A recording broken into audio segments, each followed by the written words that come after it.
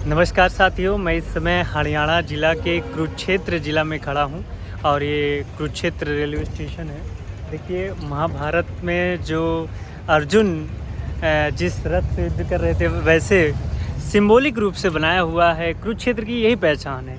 कहा जाता है कि महाभारत की यहीं पर इसी क्षेत्र पे जो लड़ाई हुई थी, यहीं पर हुई थी और यहीं पे वो स्थान है महाभारत से संबंधित जहाँ पे जो महाभारत से जुड़ी जितनी भी सारी गतिविधियाँ हैं वो हुई थी। और भगवान श्री कृष्ण ने गीता का ज्ञान भी इसी कुरुक्षेत्र की भूमि पे दिया था। तो आज हम यहाँ आए हैं, अभी कुरुक्षेत्र रेलवे स्टेशन के बाहर खड़े हैं। कई स्थानों पे जाएंगे, कई जगह घूमेंगे और महाभारत से जुड़ी हुई जितने भी स्थान हैं जहाँ पर हम जा सकते हैं वहाँ पर जाएंगे और घूमते हैं।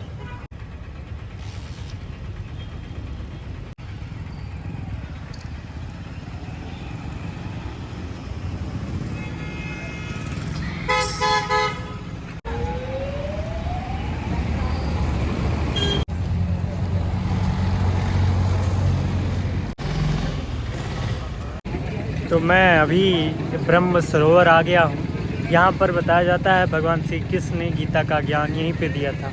अब अंदर चलते हैं, देखते हैं। भारत के 51 शक्तिपीठों में से एक भद्रकाली शक्तिपीठ कुरुक्षेत्र में स्थित है। यही कुरुक्षेत्र में महाभारत के युद्ध से पहले अर्जुन ने विजय प्राप्त आराधना की थी।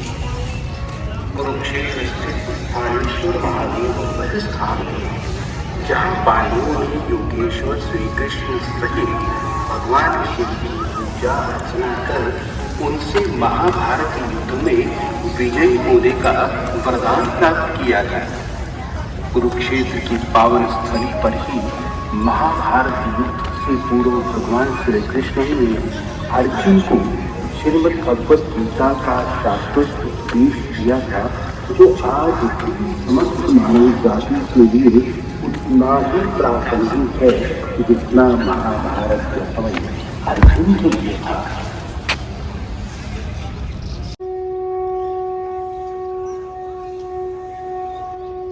ये ब्रह्म सरोवर है, पूरा जो ये पूरा सरोवर ही है और बीच में महादेवा का मंदिर है।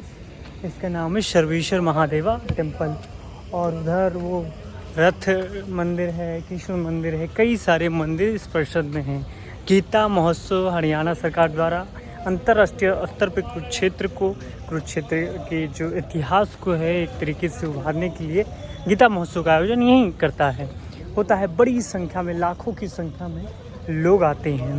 तो इसकी गीता महोत्सव जब से हो रहा है, ये मुझे लगता है 4-5 साल हो गए उस दौरान से हो रहा है, तब से इसकी महत्वता बढ़ गई है और काफ़ी संख्या में श्रद्धालु आते हैं।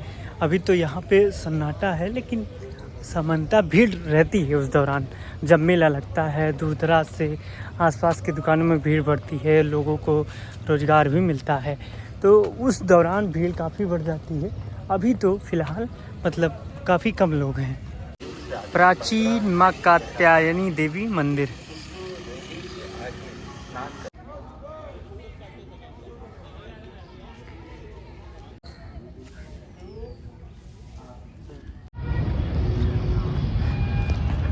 जहाँ मैं इस समय खड़ा हूँ, यहीं पर 5000 साल पहले भगवान श्री कृष्ण ने गीता का ज्ञान दिया था अर्जुन को, जो हम लोगों को भी आज, ये हमारी पीढ़ी को भी बहुत काम आ रहा है।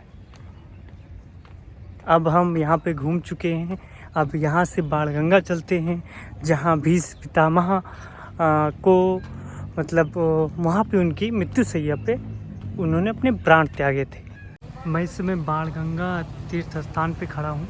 यहीं पर मान्यता है कि भीष्म पितामह जब मृत्युशैया पे पड़े थे, तो यहीं पे उनको अर्जुन ने बाण से जल निकालकर, जल वर्षा से गंगा निकाली थी, गंगा प्रकट की थी।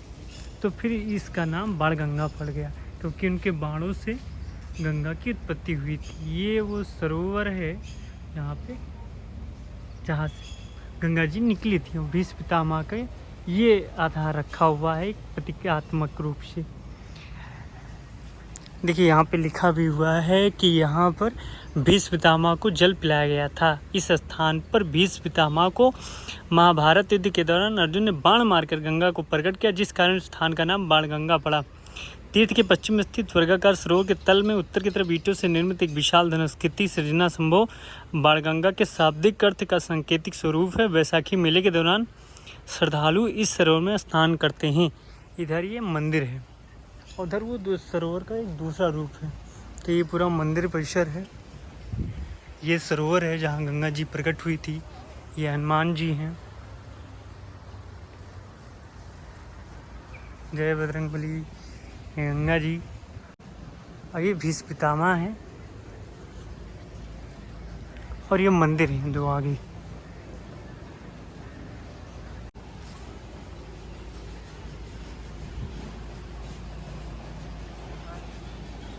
तो ये बाणगंगा तीर्थ स्थान।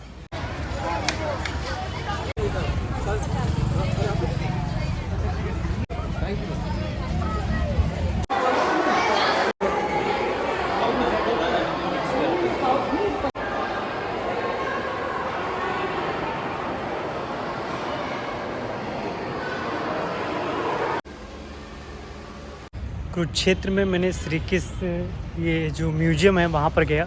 श्री कृष्ण से जुड़ी हुई जितने भी सारे जो अभिलेख हैं, जो पत्र हैं, जो भिटकाएँ हैं, जो मिली हैं हमें मतलब खुदाई में, पुराणों में, जो हमारे इतिहास में लेखन में दर्ज है, उन सबको संग्रहित करके एक म्यूजियम यहाँ पे बनाया गया है, जिसमें मथुरा, वृंदावन, द्वारिका और बहुत सारे कुरुक्षेत्र से जो बहुत सारी चीज़ों को लाकर यहाँ पे रखा गया, पांडुलिपि रखा गया है। ये उसका पूरा परिसर है श्री कृष्ण म्यूजियम का, कुरुक्षेत्र का। ज़बरदस्त म्यूजियम है। आज एक स्कूल के बच्चे आए हुए थे, इस वजह से भीड़ ज़्यादा थी, लेकिन मतलब अगर आप पूरा घूमेंगे तो 3 फ्लोर में है। तीनों फ्लोर में भगवान श्री कृष्ण से जुड़ी हुई जीवन की जो घटनाएं हैं और ख़ास करके कुरुक्षेत्र में जो उनके द्वारा घटनाएं, मतलब उनके संदर्भ में, उनके साथ में महाभारत का युद्ध हुआ, वो पूरा दिखाया गया है विस्तार पूर्वक। तो ये पूरा परिसर है उसका। भगवान श्री कृष्ण के जीवन से जुड़ी बहुत सारी पूरी उनके जीवन का वृतांत है, वो इस म्यूजियम में शामिल है।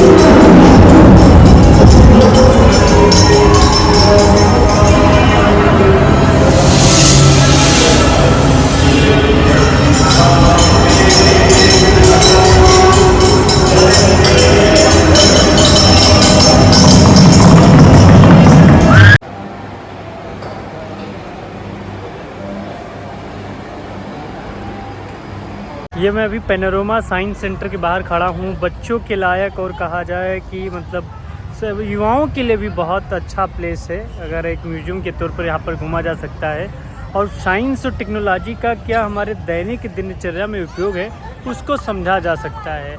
तो बेसिकली मैं करीब 1 घंटे रहा अंदर, तो महाभारत की थीम पे एक अलग से मतलब पूरा एनिमेटेड डिज़ाइन किया गया है, तो वो बहुत ही शानदार गजब है। तो ये इसको घूमा जा सकता है। कुरुक्षेत्र में ये बहुत शानदार जगह है, एक तरीके से कहा जा जाए।